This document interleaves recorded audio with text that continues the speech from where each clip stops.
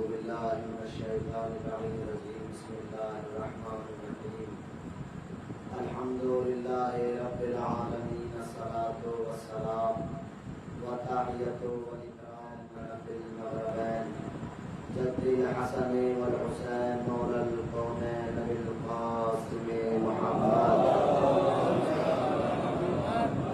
وعلى أهل بيته الطيبين الطاهرين المعصومين المظلومين ولعنة الله على أعدائهم أجمعين من يومنا هذا إلى قيام يوم الدين. أما بعد بسم الله الرحمن الرحيم. مثل عيسى عند الله كمثل آدم خلقه من تراب ثم قال كن فيكون. صلاة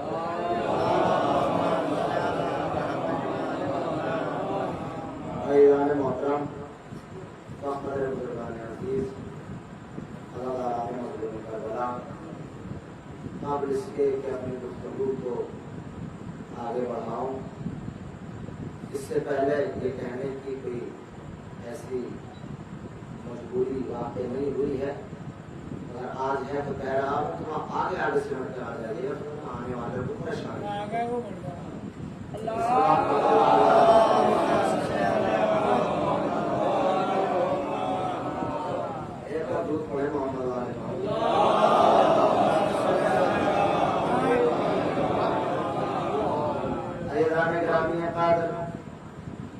جو سلسلہ بیان چل رہا تھا وہ تھا بیان مباہلہ کے سلسلے سے کہ رسول اسلام حضرت محمد مصطفیٰ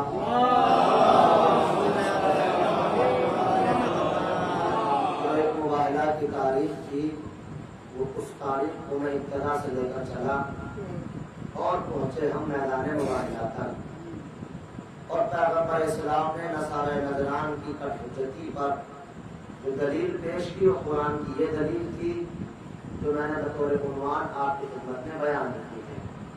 ترجمہ ایک بار پھر سن لیجئے۔ پروردگار ارشاد فرماتا ہے کہ مثل عیسیٰ عند اللہ کمثل آدم، عیسیٰ کی مثل اللہ کے نزدیک مثل آدم ہے، یعنی وہ اس زمانے کے لیے اللہ کی حجت تھا، یہ اس زمانے کے لیے اللہ کی حجت ہے۔ خلقہ من تراب، جیسے ہم نے آدم کو مٹی سے پیدا کیا ویسے ہی ہم نے عیسیٰ کو بھی مٹی سے پیدا کیا ہے۔ ثم قال کن فیکون، ہم نے دونوں کے لیے کہا کہ ہو جا تو وہ ہو گئے۔ عزیزان گرامی قدر، میدان مباہلہ رسول اسلام میں کتنی دیر پڑھوں گا، ویسے تو آپ کے چہرے سے لگ رہا ہے کہ آپ جو ہے وہ تھکے ہوئے ہیں، مگر عزیزان محترم میں زیادہ بیان کو آپ کے چہروں کو دیکھ کر بیان کو زیادہ پھیلاؤں گا،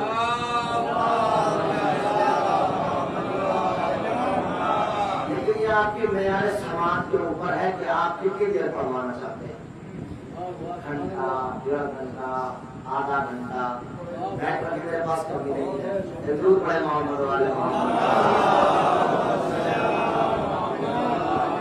تو پیغمبر اسلام یہ آپ کو بتایا جا چکا ہے کہ پیغمبر اسلام میدان مباہلہ میں جن ذوات مقدسہ کو لے کر گئے، وہ ذوات مقدسہ مباہلہ میں اس لیے لے کر گئے کیونکہ کائنات میں ان سے افضل ترین اور کوئی نہ تھا، اور جب پیغمبر اسلام میدان مباہلہ میں پہنچے ہیں تو کس کو لے کر گئے؟ فاطمہ، علی، حسن، حسین، ان 4 ہستیوں کو لے کر میدان مباہلہ میں پہنچی، اور بات جو پہنچی تھی وہ یہاں تھی کہ اس طرف سے میدان مباہلہ میں جو لوگ آئے ان میں ایک بچے کا نام المحسن تھا، ایک کا نام عبد المنعم تھا، ایک خاتون جس کا نام سارہ تھا، اور ایک خاتون جس کا نام مریم تھا۔ توجہ چاہتا ہوں عزیزان محترم، یہاں سے میں اپنی بات کی ابتدا کرتا ہوں، ایک جملے پر توجہ چاہتا ہوں۔ رسول اسلام، حضرت رسول اسلام کی طرف جب یہ چھوٹا سا قافلہ ادھر سے نصارہ نجران لے کر چلے، تو جب یہ نصارہ نجران لے کر چلے قافلے کو، تو اسی مقام پر، اسی موقع پر ان کی بستی، اگر میری طرف متوجہ رہیے گا، ان کی بستی جس کا میں نے پہلی ہی مجلس میں ذکر کیا تھا کہ اس کا نام سنا تھا، ایک شخص منذر بن علقمہ جس کا نام تھا، وہ موقع پر اسی وقت مباہلہ کے میدان میں وہیں پر پہنچا، اور پہنچنے کے بعد فوراً آواز دے کر کہتا ہے کہ ٹھہرو، رکو۔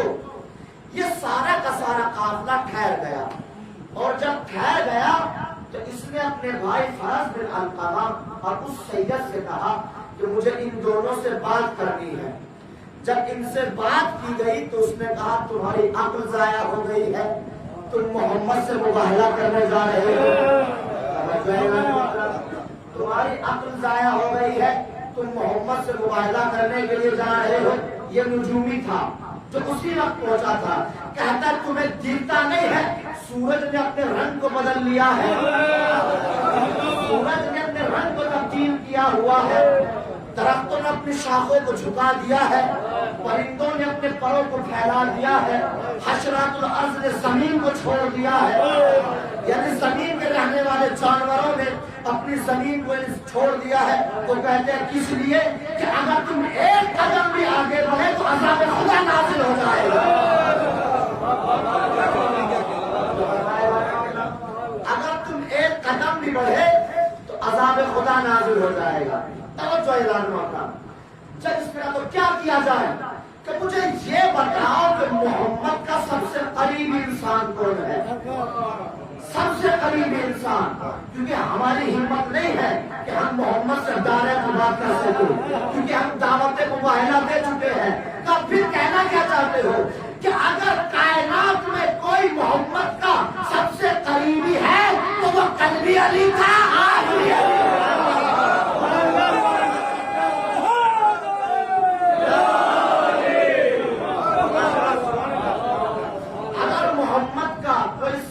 قریبی ہے تو وہ قلبی علی تھا۔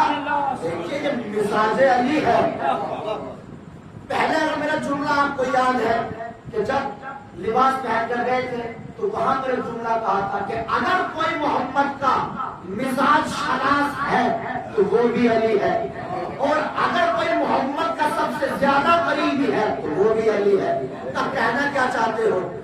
کہا جا کر علی سے بات کرو اور اسے راضی کرو، چونکہ ایسے شخص کی ضرورت ہے کہ محمد ساری دنیا کی بات کو ٹھکرا دے مگر اس کی بات کو نہ ٹھکرائے۔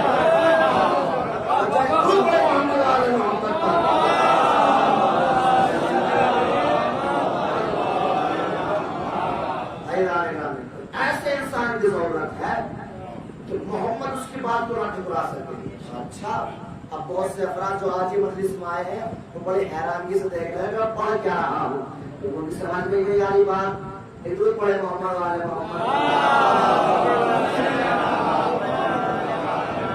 اب انہوں نے فرز بن علقمہ اور سید یہ پہنچے علی کے پاس، اور علی کے پاس جا کر کہتے ہیں ہاتھوں کو جوڑ کر، یا علی ہم معذرت چاہتے ہیں، ہمیں مباہلہ نہیں کرنا ہے، اگر ہمیں اپنی نسلوں کو بچانا ہے تو ہم مباہلہ نہیں کریں گے۔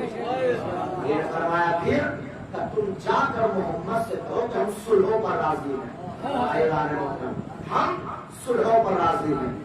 امام علی رسول اسلام کے پاس گئے، اللہ کے نبی نصارہ نجران نے مباہلہ کرنے سے انکار کر دیا ہے۔ رسول اسلام نے فرمایا کیوں؟ کہ اس لیے جو معلوم ہو گیا ہے، ان کا کہنا یہ ہے کہ ہمیں اپنی اولادوں کو برباد نہیں کرنا ہے، بچانا ہے۔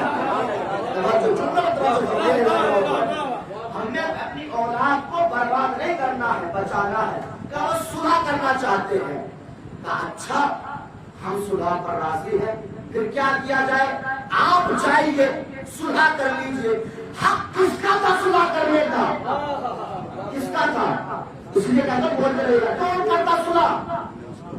رسول محمد، کیونکہ دعوت مباہلہ دی تھی محمد کو، انہیں اور انہوں نے محمد کو، مگر رسول اسلام نے کہا یا علی تم جاؤ میری طرف سے صلح کر لو۔ اللہ اکبر، میری طرف سے تم صلح کر لو۔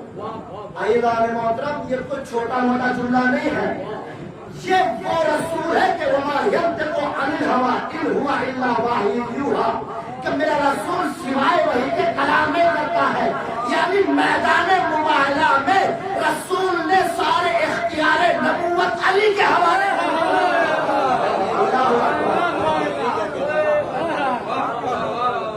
سارے اختیار نبوت و رسالت علی کے حوالے کر دی. کسی نے بڑھ کر پوچھا مباہلہ کے بعد یا رسول اللہ آپ نے یہ کیا کر دیا؟ علی کو بھیج دیا صلح کرنے کے لیے. رسول اسلام نے فرمایا تجھے معلوم نہیں ہے علی کی صلح میری صلح اور میری صلح اللہ کی صلح ہے.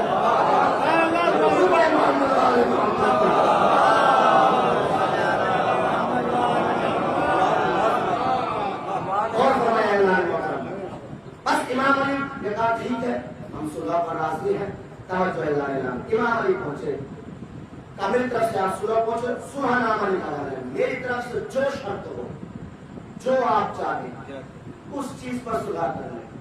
امام علی نے فرمایا ہم صلح کریں گے کہ تم لوگوں کو سالانہ نفیس لباس یعنی 1000 نفیس لباس سالانہ دینے ہوں گے اور 1000 مسکان سونے کے سالانہ وہ تمہیں دینے ہوں گے. اس سے کہا نصارہ نجران سے یہ صلح ہو گئی. اللہ نے گرامی اب میں یہاں پر صاحبان علم کے لیے ایک جملہ کہنا چاہتا ہوں کہ صلح مباہلہ مقدمہ ہے صلح حسن کا.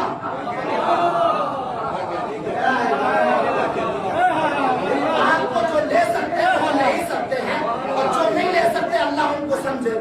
صلح مباہلہ مقدمہ ہے صلح حسن کا. علی نے صلح کر کے بتایا کہ صلح شرمندگی کی علامت ہے صلح فتح یابی کی علامت ہے.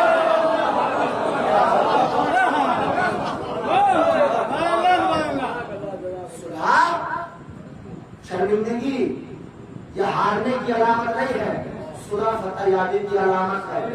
کیونکہ تاریخ میں 3 صلح ہوئی ہے. ہمیشہ یاد رکھیے گا جب حق اور باطل کی کوئی بات ہوتی ہے جنگ ہوتی ہے جب باطل کو اپنی ہار نظر آتی ہے تو صلح کی پیشکش کرتا ہے. صلح کی پیشکش کبھی حق کی طرف سے نہیں ہوتی. صلح کی پیشکش ہمیشہ باطل کی طرف سے ہوتی ہے. حق قبول کرتا ہے.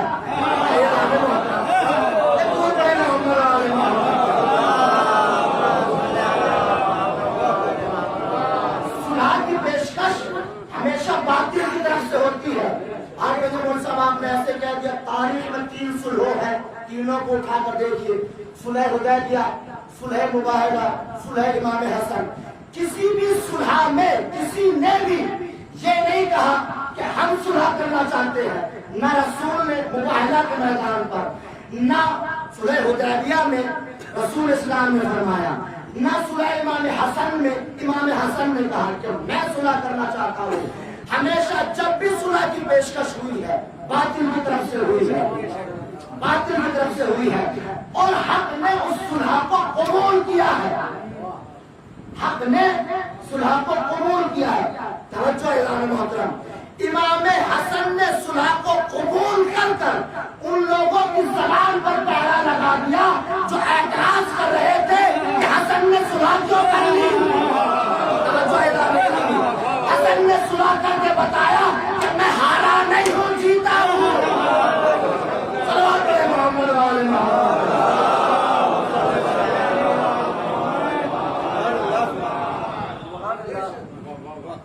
صلح کی پیشکش ہمیشہ باطل کی طرف سے ہوتی ہے. صلح ہو گئی 1000 نفیس لباس سالانہ آپ کو دینے ہوں گے اور 1000 مسکان سالانہ آپ کو دینے ہوں گے. انہوں نے کہا اللہ کے ولی اتنا زیادہ خرچ اور یہ پیسہ ہم ادا نہیں کر سکتے ہیں سال میں.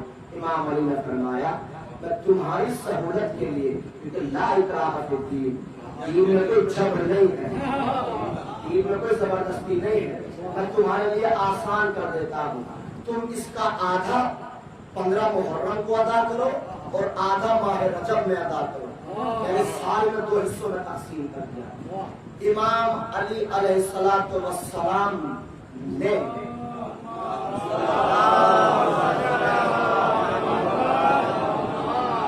صلح پر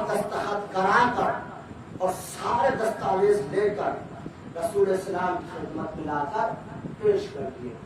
اللہ کا نبی جب اس صلح نامے کو لے کر گھر کی طرف پلٹنے لگے تو اوپر سے جبرائیل نے آ کر کہا اللہ کے نبی مبارک ہو، آپ کو کامیابی مبارک ہو۔ جبرائیل کا مبارک باد دینا رسول اسلام کو اس بات کی دلیل ہے صلح کرنا کامیابی کی علامت، کامیابی۔ اور جب ادھر سے یہ قافلہ کیونکہ 70 آئے تھے اور ایک میں نے بیان کیا منذر بن القمر کہ بعد میں مباہلہ کے موقع پر آیا، اس نے آخری 71 ہو گئے۔ ان 71 افراد میں جب یہ سب لوگ واپس پلٹ کر گئے تو جو بھی اپنے گھر گیا اس نے جا کر ایک جملہ کہا کہ بھائی آج تو مارے گئے تھے، آج تو مارے گئے تھے، نسلیں ختم ہو جاتی، کافر تو بس علی نے بچا لیا۔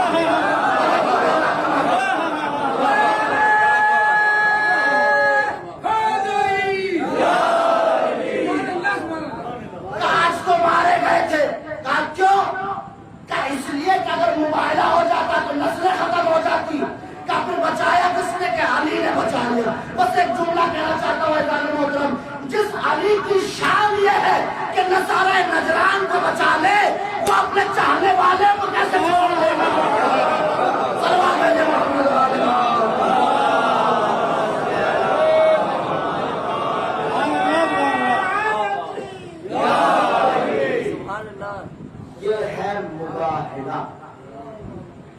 جب رسول اسلام نے آ کر کہا، جبرائیل نے آ کر کہا اللہ کے نبی آپ کو مبارک ہو، رسول اسلام نے کہا شکرا للمنعم، میں اپنے اللہ کا شکر ادا کرنا چاہتا ہوں کہ اس نے بغیر تیر کے، بغیر تلوار کے، بغیر زبان کے ہمیں فتح یابی عطا کی۔ دنیا کی فکر کو بدل دیا رسول اسلام نے۔ دنیا سوچتی ہے کہ کامیابی تلوار چلانے میں ہے، زبان چلانے میں ہے، رسول نے فرمایا کامیابی سکوت میں ہے۔ تم خام صبر کرو، اللہ تمہارے ساتھ رہے گا۔ اسی لیے تو قرآن کہتا ہے ان اللہ مع الصابرین، اللہ صبر کرنے والوں کے ساتھ ہوتا ہے۔ درود پڑھیں محمد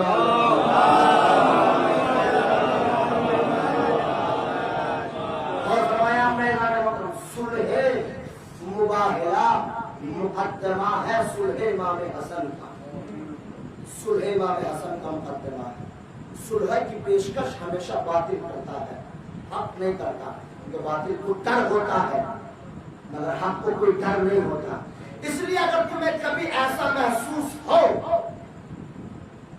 کہ ہم حق پر ہیں کہ باطل پر ہیں تو یہ دیکھ لینا کہ صلح کی پیشکش کدھر سے ہو رہی ہے۔ اللہ اکبر، تمہیں خود معلوم ہو جائے گا کہ تم حق پر ہو کہ باطل پر ہو۔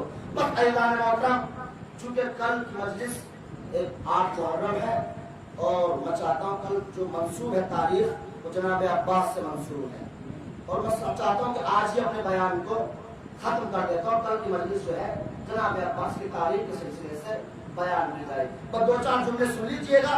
اعلان محترم، امام حسن علیہ السلام نے جو صلح کی شرط امام حسن کی تھی،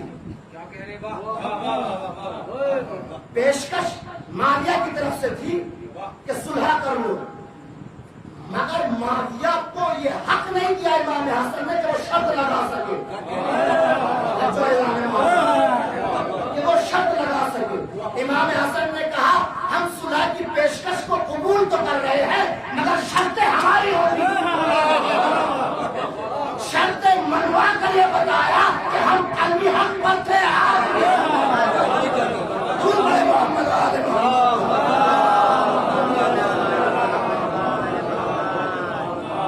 امام حسن نے صلح میں شرطوں کو مانا نہیں ہے، منوایا ہے، اپنی شرطوں کو منوا کر بتایا ہے کہ اسلام ایسا نہیں ہے صرف جنگ سے ہی جیتا جاتا ہے، اسلام کی کامیابی صلحوں میں بھی ہے۔ اتنا بدبخت ہے یہ انسان معاویہ، جس کو دنیا امیر شام کے نام سے یاد کرتی ہے۔ بس ایک بات سنیے اور ایک پیغامی طور پر جو بات مجھے عرض کرنی ہے میں اس کی طرف آ جاتا ہوں۔ ایک درود پڑھے محمد آل محمد۔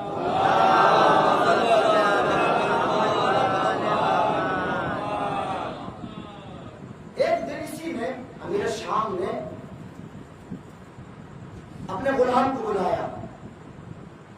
اور بلانے کے بعد کہتا ہے کہ جاؤ اونٹ کی مینگنے لے کر آؤ، اونٹ کی مینگنے۔ غلام نے کہا اس کو اونٹ کی مینگنوں کی کیا ضرورت پڑ گئی، مگر وہ لے کر آیا، اس نے اس کو پیک کیا، اور پیک کرنے کے بعد کہتا ہے کہ لے جا کر علی کے بیٹے حسن کو دے دینا اور کہنا کہ امیر شام نے آپ کے لیے تحفہ بھیجا ہے، آپ کے لیے تحفہ بھیجا ہے۔ ایوان محترم اس کا بھیجنا بتاتا ہے کہ امیر نہیں تھا، غریب تھا، اس کا کردار بتا رہا ہے۔ غلام لے کر پہنچا، مسجد کے دروازے پر پہنچا، مسجد میں امام حسن بیٹھے ہوئے تھے، فوراً پکار کر پوچھتے ہیں، معلوم کرتے ہو، بتاؤ کیوں آئے ہو؟ کہ مولا اب کچھ جواب نہ بن پاؤ، جلدی میں کہتے مولا انگور لے کر آیا ہوں۔ غلام نے انگور لے کر آیا ہوں، کہ واقعی انگور لے کر آئے ہو؟ کہ ہاں مولا انگور لے کر آیا ہوں۔ کہ سچ بتاؤ انگور لے کر آئے ہو؟ کہ ہاں مولا انگور ہی لے کر آیا ہوں۔ کہا کھولو، اب جو کھولا تو اس کے اندر انگور تھے، اب جو کھولا تو اس کے اندر انگور تھے۔ امام حسن نے فرمایا لے جا کر دے دینا اپنے بادشاہ کو کہ وہ تیرا کردار تھا، یہ ہمارا کردار ہے۔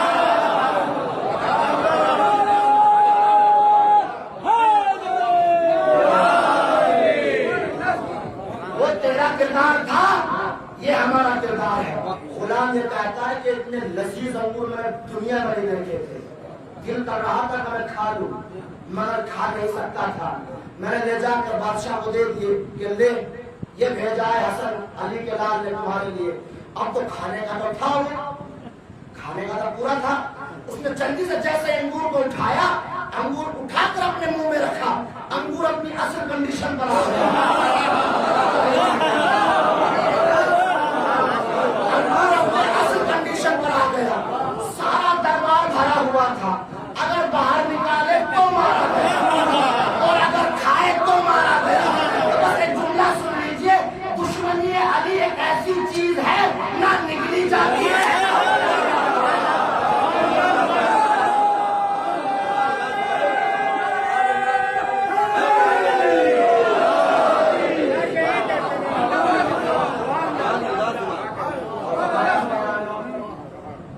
یہ صرف آپ کو بیدار کرنے کے لیے بات ہے، سننا تھا نہیں، یہ تمیر میں آنے والی بات ہے۔ عزیزان گرامی قدر بزرگان عزیز، اگر میں آپ سے سوال کروں تو بیجا نہیں ہوگا۔ اس مجلس میں جتنے بھی لوگ یہاں بیٹھے ہیں، جوان بوڑھے بچے غریب، آپ مجھے اس سوال کا جواب دیجیے کہ آپ علی کے ماننے والے ہیں کہ نہیں ہیں؟ اس پورے مجمع سے ایک انسان بھی ایسا نہیں ہوگا جو یہ کہے کہ میں اہل بیت کا یا علی کا ماننے والا نہیں ہوں۔ سب کہیں گے۔ جب سب علی کے ماننے والے ہیں تو پھر مزاج الگ الگ کیوں؟ علی کے ماننے والے ہیں، جس کے ماننے والے ہو مزاج بھی اس کے جیسا ہونا چاہیے۔ یہ مزاج الگ الگ کیوں ہے؟ کوئی کرتا پاجامہ میں، کوئی کوٹ پینٹ میں، کوئی فرینچ کٹ میں، کوئی کسی میں بھی نہیں ہے۔ تو یہ مزاج الگ الگ کیوں ہے؟ تو یہ کیا وجہ ہے؟ اگر سوچ کیا ہے، فکر کیا ہے؟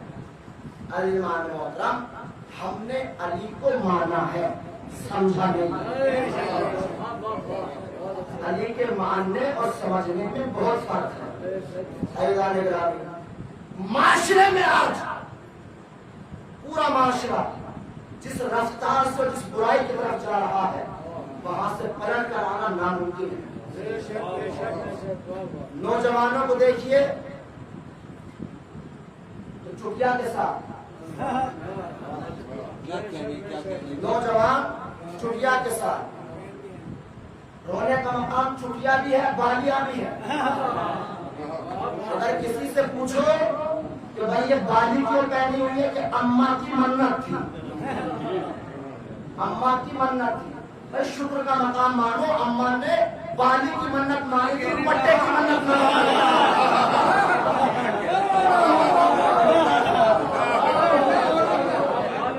یہ شکر ماننا ہونا چاہیے کہ اماں نے بالیوں کی ہی منت مانگی، اگر دوپٹے کی منت مان لیتی ساری زندگی دوپٹہ اوڑھ کر بھاگا۔ علی رضا محترم رونے کا مقام ہے، یہ مذہب شیعہ ہے، یہ منتوں کا مذہب نہیں ہے، دلیلوں کا مذہب ہے۔ یہ منتوں کا کوئی وجود نہیں ہے۔ منت کیا چیز ہے؟ کوئی چیز نہیں ہے شریعت میں منت۔ کیسی منت؟ کس کی منت؟ نظر ہے، نظر مانو، روزے کی نظر مانو، نماز کی نظر مانو، بالی کی کیا نظر ہے، چٹیاں مانگنے کی کیا نظر ہے بھائی؟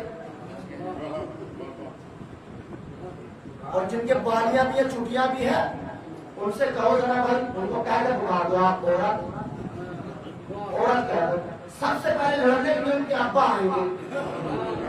میرے بیٹے کو عورت کہہ دیا، بھائی تمہارا بیٹا عورت بننے پر آمادہ ہے، ہمارے کہنے پہ برا مان رہے ہیں۔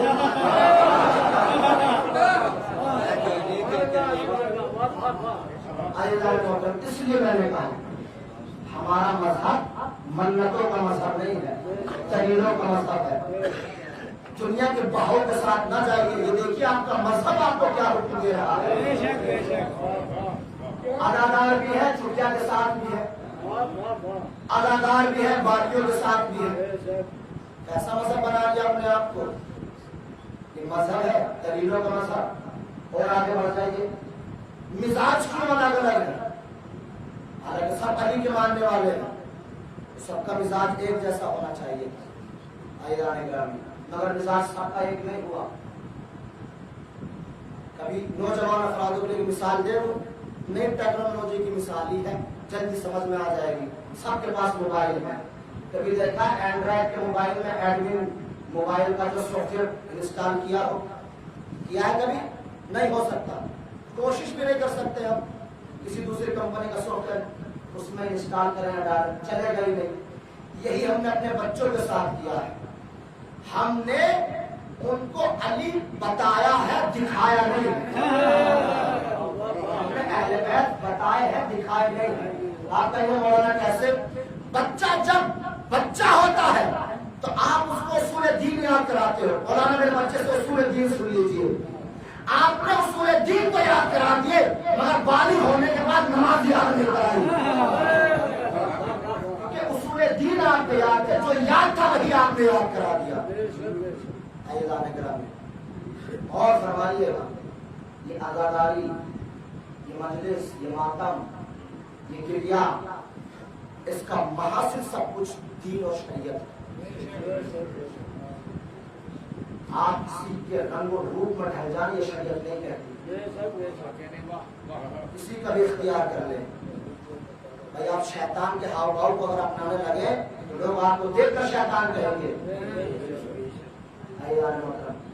یہ مجلس ایک پیغام ہے پوری کائنات کے لیے، اس لیے بیان کی جاتی ہے اور بیان کیا جاتا ہے۔ آداب مجلس پر کتاب پڑھیے گا آیت اللہ بہجت کی، آداب عزاداری، اور اس میں جو انہوں نے عزاداری کے آداب بیان کیے ہیں، وہ سب سے پہلا جملہ یہ کہتے ہیں کہ تمہارا دل کیا کہتا ہے اس کا نام عزاداری نہیں ہے، معصوم جو کہتے ہیں ان کا نام عزاداری ہے۔ معصوم، ایسی باتوں پر آپ خاموش ہو کر جاتے ہیں۔ سنیے آپ کتاب نفس المحمود کیا بیان کیا ہے امام جعفر ثانی نے، اللہ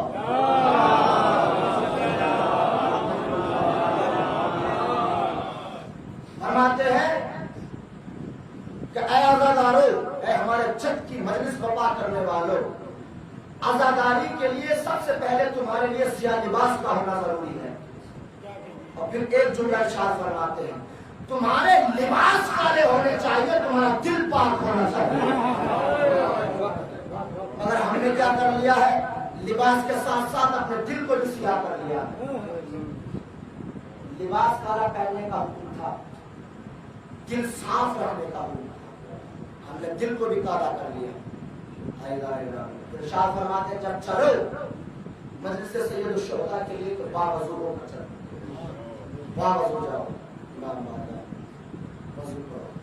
اور پھر ارشاد جملہ کہا تھا آیت اللہ بہجت کا، وہ کہتے ہیں کہ جب مجلس میں آ کر بیٹھو تو ایک جملہ کرو، پروردگار میرے والدین پر ویسے رحمت نازل کر جیسے انہوں نے بچپن میں مجھ پر رحمت نازل کی، جیسے ان دونوں نے میرے اوپر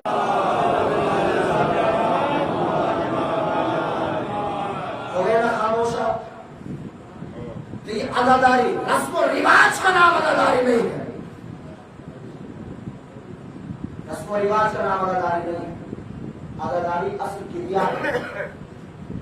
امام ارشاد فرماتے ہیں جس نے اول محرم سے اور 10 محرم تک اپنی آنکھ سے ایک آنسو نہیں نکال سکا، وہ آنکھ کبھی اپنے باپ کے جنازے پر نہیں رو سکتی، وہ آنکھ اپنے باپ کے جنازے پر نہیں رو سکتی۔ کیا قیامت کا جملہ ہے اعلان محترم؟ اگر ہم غور نہیں کرتے، عزاداری کو رسم و رواج میں بانٹ دیا، مجلس کو تیری میری میں بانٹ دیا، تیری مجلس ہے میری مجلس، مجلس کسی کے باپ کی نہیں ہے، مجلس کا نبی حسین کی تھی، آج بھی حسین قیامت تک حسین کی ہے۔ درود پڑھے محمد والے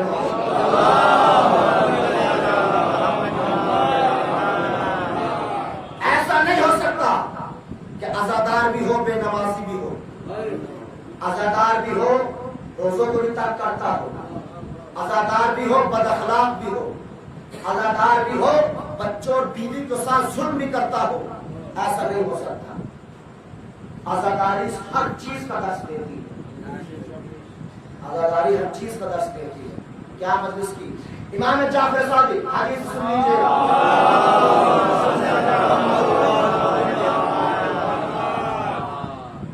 ایک شخص آیا امام کے پاس، آ کر کہتا ہے مولا میں آپ کے جد کی عزاداری کرتا ہوں، خراج لینا چاہتا تھا، ہر سال آتا تھا خراج لینے کے لیے، کچھ پیسہ لینے کے لیے مولا سے کہ میں آپ کے جد کی فرش عزا بچھاتا ہوں۔ امام نے ارشاد اس کے بدن کو سنگا، امام نے اس طرح منہ لگایا اور منہ لگا کر کہتا ہے کہ نہیں، امام فرماتے ہیں میں جد کی عزاداری نہیں کرتا۔ مولا آپ نے کیسے کہا؟ میں تو فرش عزا بچھاتا ہوں، گریا کرتا ہوں، ماتم کرتا ہوں۔ امام نے ارشاد فرمایا جو جن گناہوں کی بدبو تجھے تیرے جسم سے پچھلے سال آ رہی تھی، انہی گناہوں کی بدبو اس سال بھی آ رہی ہے۔ اگر عزاداری کرنے کے بعد تیرے کردار میں ذرہ برابر بھی چینج نہیں آئی ہے، بدلاؤ نہیں آیا ہے، تو عزاداری کرنے کا کوئی فائدہ نہیں ہے۔ کیا فائدہ ہوا عزاداری کرنے کا؟ فائدہ ہوا اعلان گرامی، یہ عزاداری، یہ ماتم، یہ سب کچھ اس وقت قبول ہوگا جب آپ اس کو یہاں سے کریں، دل سے یہاں سے ہوگا۔ اب وہ آپ کے تبرک کو نہیں دیکھیں گے کہ کیا بانٹ رہا ہے، وہ آپ کے خلوص کو دیکھیں گے۔ النیت الاعمال بالنیت، ہر انسان کا عمل اس کی نیت پر رکا ہوا ہے، جیسی اس کی نیت ہوگی ویسا ہی اس کا عمل ہوگا اور ویسا ہی اس کا اجر ہوگا۔ خالص نیت سے عزاداری کریں۔ اور پھر آخری بس جملہ سن لیجیے گا اور ربط مسائل ہے۔ امام ارشاد فرماتے ہیں نفس المحموم تسبیح، امام ارشاد فرماتے ہیں کہ یہ عزاداری، یہ مجلس کوئی معمولی شے نہیں ہے۔ جتنے وقت انسان اس مجلس سید الشہداء کے فرش پر بیٹھتا ہے اور جتنی سانس لیتا ہے، ہر سانس کے بدلے میں اس کی ایک تسبیح شمار ہوتی ہے، اللہ کی بارگاہ میں تسبیح شمار ہوتی ہے۔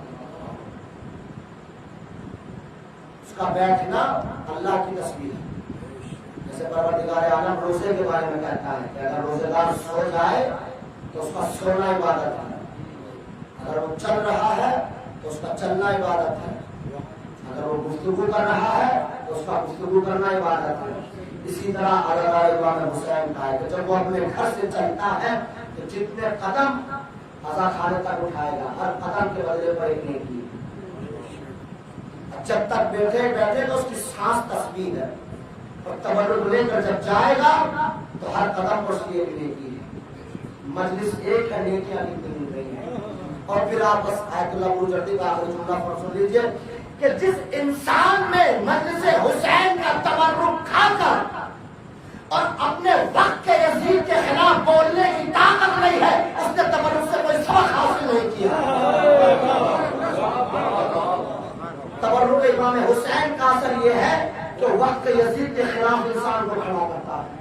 شجاع بناتا ہے انسان. تو کیا تبرک کا اثر ختم ہو گیا؟ یعنی تبرک میں آج بھی وہی اثر ہے. ہمارے خلوصوں میں اثر ختم ہو گیا. ہمارے خلوصوں میں اثر ختم ہو گیا. عزیزان گرامی، کربلا سوچنے اور سمجھنے کا نام ہے. ہر مکتب فکر کے انسان کو دعوت فکر دیتی ہے کربلا. آج 7 محرم ہے اور آج جس شہید کے مسائل پڑھے جاتے ہیں اس شہید کا نام ہے قاسم.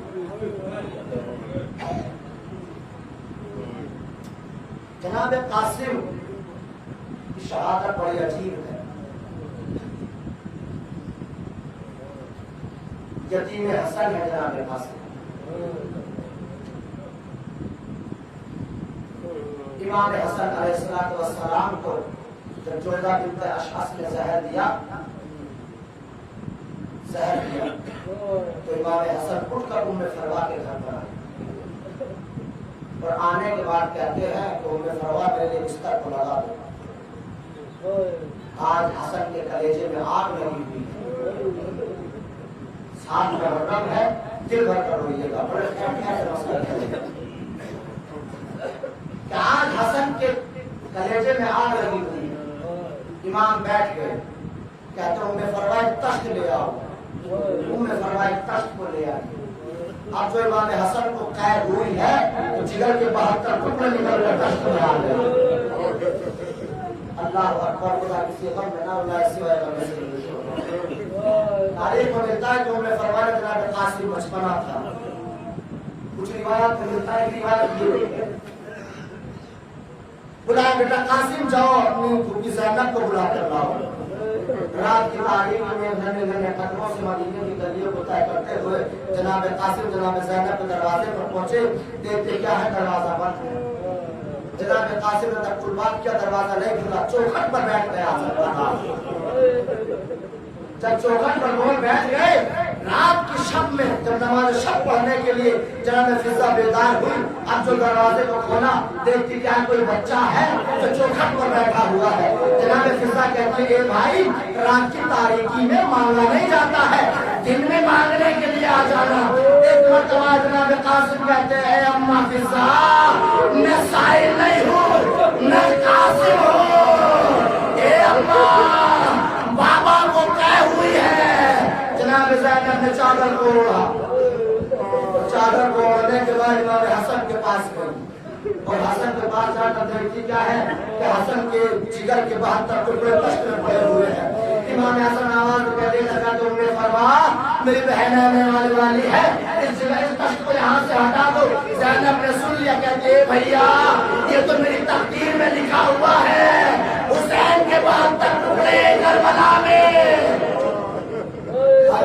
اللہ جب امام حسن کا وقت آخر آیا 41 کو لکھا، جناب قاسم کے بازو پر باندھ دیا اور باندھ کر کہتے ام فرما جب میرے حسین پر کوئی مصیبت کا وقت آئے اس 41 کو کھول کر دیکھ لینا.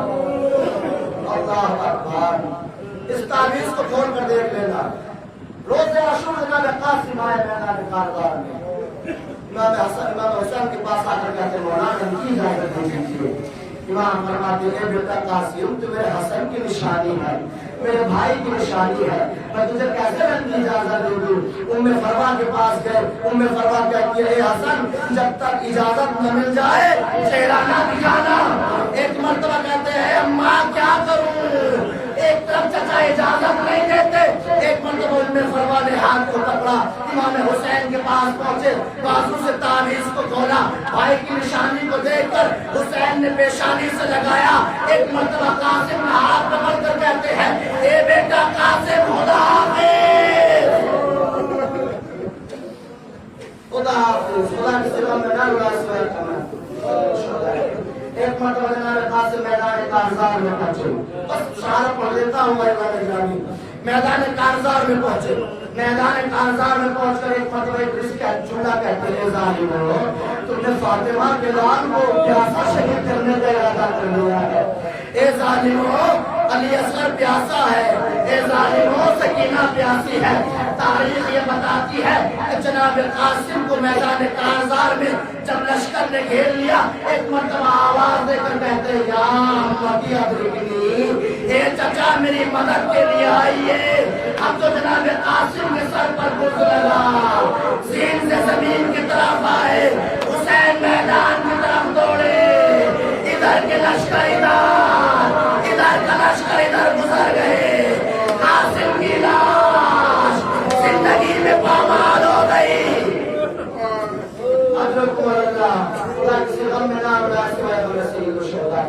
ادھر حسین میدان کارزار میں پہنچے، آواز دیتے بیٹا قاسم، کوئی آواز نہیں آئی، پھر آواز دیتے بیٹا قاسم، کوئی آواز نہیں آتی ہے، ایک مرتبہ کہتے بیٹا قاسم تجھے امام وقت بلا رہا ہے۔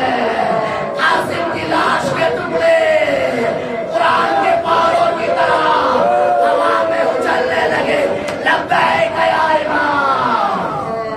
حضرت عمر اللہ، ایک مرتبہ حسین نے اپنے دو شریدار کو اٹھایا اور روزدہ کو اتارنے کے بعد زمین پر بچھایا، قاسم کی لاش کے ٹکڑے اٹھائے، ابا میں ڈالے، ابا کو اٹھا کر اپنی پشت پر رکھا، در خیمہ پر جا کر کہا اے ام فروا، یہ تیرے بیٹے کا جنازہ۔ حسین نے ام فروا کے سامنے رکھ دیا، ام فروا نے قاسم کے لاش پر ہاتھ رکھے، آسمان کا رخ کیا، اے پالنے والے تو نے میری قربانی کو قبول کر لیا۔